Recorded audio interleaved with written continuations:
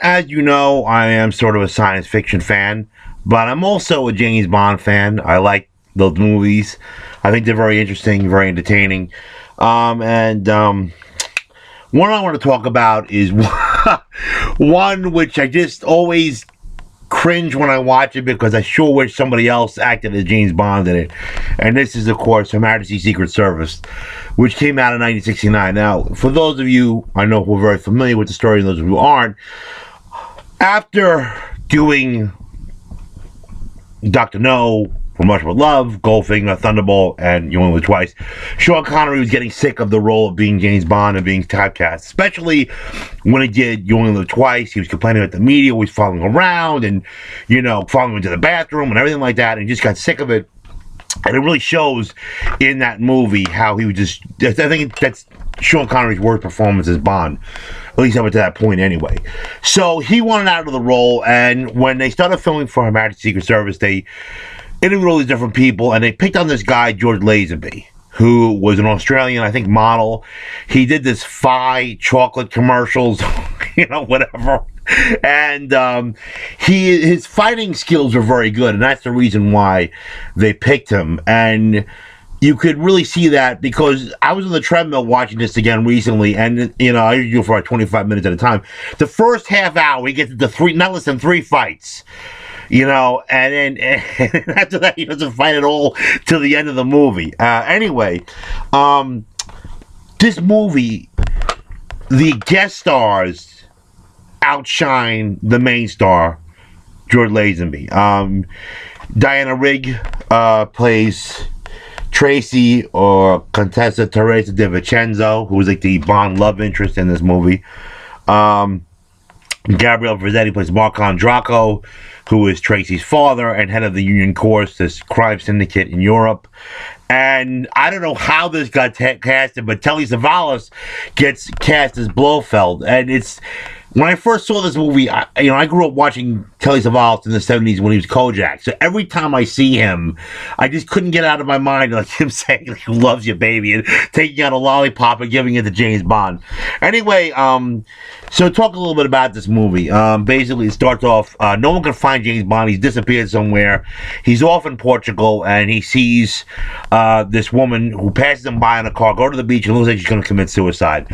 Bond runs out to meet her or to stop her from committing suicide, and these 2 thugs come out of nowhere, and they threaten to kill her, and they try to kill Bond. Bond winds up getting the better of the both of them. She drives off in his car, just drives away, and it's kind of funny because before the opening credits, Bond, or George Lazenby, goes, "This never happened to the other fellow," which I thought was very funny because that never happened to Sean Connery.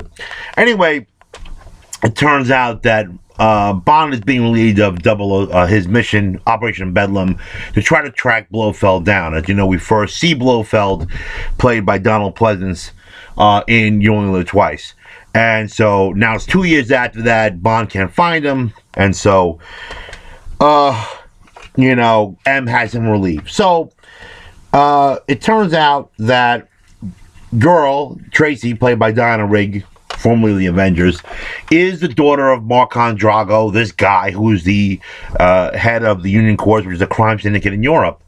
And Draco reveals to Bond that she's, kind of a little bit of a nut job, this girl, but he thinks that Bond could change her into being a normal person again if they start a relationship or what have you. And Bond's like, well, I don't want that, but, I'm looking for somebody, and you have connected to the crime world, and I'm looking for Blofeld. So, basically, in exchange for going to Draco's birthday party, Draco will give Bond information about Blofeld's whereabouts. So, as it turns out, Blofeld is trying to obtain the title of the Count de Blochamp, and therefore become a respected citizen in society when he retires. I don't know where they got this plot from, but anyway, Bond, or J. Lazenby Bond, tracks Blofeld to some hideaway in Switzerland, and he's pretending to be Sir Hilary Bray, who's a genealogist from the College of Arms, is going to trace Blofeld's ancestry back to this Count de Beauchamp so that Blofeld can claim his title legally to the present Count de Beauchamp or what have you. Anyway, of course, we know Blofeld's got something up his sleeve, and sure enough, he's got 12 women working there, and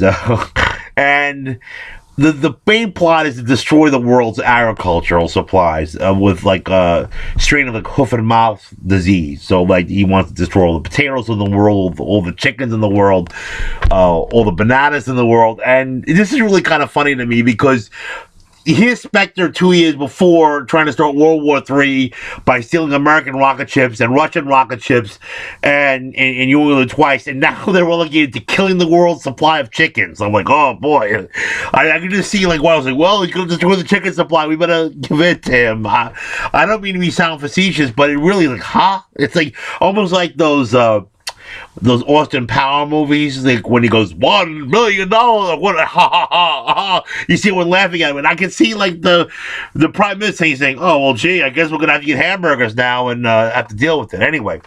So that is the main plot is basically biological warfare elements or something of that nature. Anyway, so Bond gets discovered, and it's hysterical because Blofeld must have a really bad memory because he sees Bond, and you met him 2 years ago. I meet someone, I know people, I don't have the best memory, but I still pretty much recognize people from years ago, even if they're not family members, and Bond and these guys are mortal enemies. So, like, how Blofeld couldn't recognize him when he sees them, when he first meets him in Piz Gloria in the Swiss hideout is just beyond me. It just doesn't make any sense. Anyway, so that's the main plot. The main plot is to, have these girls, these 12 girls, who are being treated for certain allergies to basically spread germ warfare or germ agents upon the specific agricultural products that they're being treated for. So, like, this one woman, like, has a fear of chicken. She's going to destroy the chicken supply. This one woman hated potatoes. She's going to destroy the potato supply. I think that one was actually played by Catherine Schell, who we later known as Maya from the second season of Space 1999. And all these women are put under mind control, and they're going to go to certain areas where they're going to kill broccoli and spinach. I don't know. I don't really think that's such a big threat to me, maybe because I don't like to eat vegetables. So, like, I don't think if I was in charge of the prime minister, I'm like, well, I don't know about this. I think I could deal with not eating, spinach or broccoli, whatever. So, but anyway, that's the main plan, and so there's a really good scene which actually one of the better scenes where George Lazenby gets found out like a dope. He starts walking around the complex and he starts fooling around with the guests.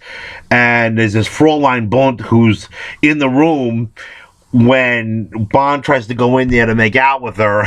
Thinking it's another girl, and it's a really good scene because he pulls off the covers and it's her, and he goes, "Oh, fancy meeting you here, Fraulein," and bam, he gets hit on the back of the head and he gets knocked out. And then Blofeld, played by Telly Savalas, locks like Bond up in this conveyor belt where there's a airlift from the mountain to Blofeld's hideout, and Bond times it and he's able to escape, not to guard out any escapes on skis. And this is a really good scene.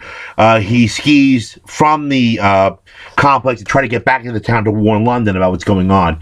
And he happens to bump into Diana Rigg, who just happens to be there. So they then escape, and the next day, and what happens is Blofeld, and this is good, and I see why they cast Telly Savalas, because this Blofeld, as another review said, gets his hands dirty. He does a lot of action in this movie, and he sets off an avalanche, and of course Bond escapes, but Tracy gets captured. So Bond escapes, and the British, what Blofeld wants is he wants to be recognized as the Count de Beauchamp and an amnesty for all his past crimes. So you think about this guy wanting to start World War III 2 years ago, and stole nuclear weapons when he was Thunderball, and tried to discredit the British Secret Service in From Russia with Love, and toppled American missiles. Dr. No, and now all of a sudden he just wants to be his title recognized. I think, hey, let's give it to him. So his demands are really modest, and so this sense of some type of threat really isn't that. You're kind of like, huh? Like, that's what he wants to do is kill chickens. Okay, well, Anyway, so one of the better scenes is Bond leads an attack with Tracy's father. They attack Piz Glory on a helicopter, and there's an excellent fight scene where the helicopters, move in and they blow up the complex. Blofeld escapes. Bond chases after him on a bobsled. There's a great bobsled. So it looks kind of funny because at some point you can actually tell it's the stunt double. And you see Telly Savalas and George Lazenby fighting it out. Now you can see why they couldn't have Donald Pleasance in this role, because this is a very physical blow. In fact, he's the most physical Blofeld out of all of them. He's fighting, he's skiing, he's running around. You try to picture Donald Pleasance and George Lazenby in hand-to-hand combat was just really laughable. Although I think Donald Pleasance's screen presence as Blofeld was much more effective. Trying to picture Telly Savalas as a sophisticated genius gentleman of the world just doesn't cut it for me. It just doesn't. I'm sorry. Having seen the Dirty Dozen, all the Kojak movies, all the terrible movies he's done, I don't know how he got cast, But anyway, the Institute is destroyed, and Blofeld gets taken out of commission. And so Bond now marries Tracy at the end of this movie, and he's going to quit the British service. And just as they're leaving from the wedding ceremony, something bad happens, and that's the way the movie ends. The problem with this movie is that it's too long. It's almost 2 hours and 20 minutes. And like I said, except for the fight scenes, which are done very well. They speed up the camera really fast, and the musical score is very good. You're looking at this guy saying, I wish Sean Connery did this role. And I know people have, softened up under it. I can't. I'm sorry. I mean, and this guy, even before the movie was done in production, said he wasn't going to do any more Bond movies. He got a lot of bad press, He said the Bond movies are dead, and that was really stupid because, we don't want you back. And sure enough, ironically, Sean Connery came back for Diamonds Are Forever, the next movie in the installment. But it's a good watch. I think you should watch it once. It's kind of like a trivia question, who played this James Bond, and that's really what it is. Like I said before, the ensemble cast outshines the main star, because this guy was a newbie. I don't even think he really did anything else after this movie, as far as I know. I think he went into real estate and did very well, and Calvin Frazzetti as Mark Andraco, very good, and Diana Rigg, very good. And the action scene, the 20 minutes of the last 3 minutes of the movie, pretty much with the action with the helicopter attack on Blofeld's headquarters, was done very well. That was really well, but there's a big gap in between the first half hour when you get to the three fights, and then it's kind of bleh. And then the movie kind of just doesn't go anywhere. And in practical terms, you don't really think of this much of a threat. I mean, I didn't even understand. What does he want to do? It's okay, so we wipe out bananas and potatoes and lions and tigers and bears. Oh my! But anyway, I think that this movie is worth watching one time just for the sake of watching it. I've tried to like it. It's hard, and it's really too long. But it's definitely worth a viewing, and there are some good scenes. The musical score, like I said, is excellent. But I was glad to see Sean Connery return in Diamonds Are Forever, and you just can't help but think that how it would have been with every scene that George Lazenby in, how it would have been if Sean was in it. And that's really it. When you get a chance, it's an oddity and a rarity, but it's worth a view. But it is too long, and you'll be glad that he didn't do any more movies after this one.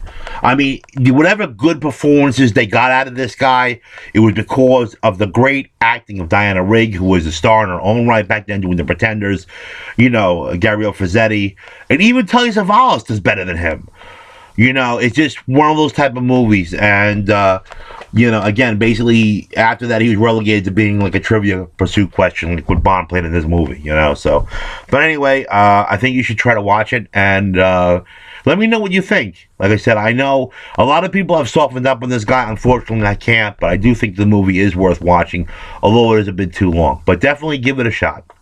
Okay, let me know what you think. And I look forward to hearing from you. Take care.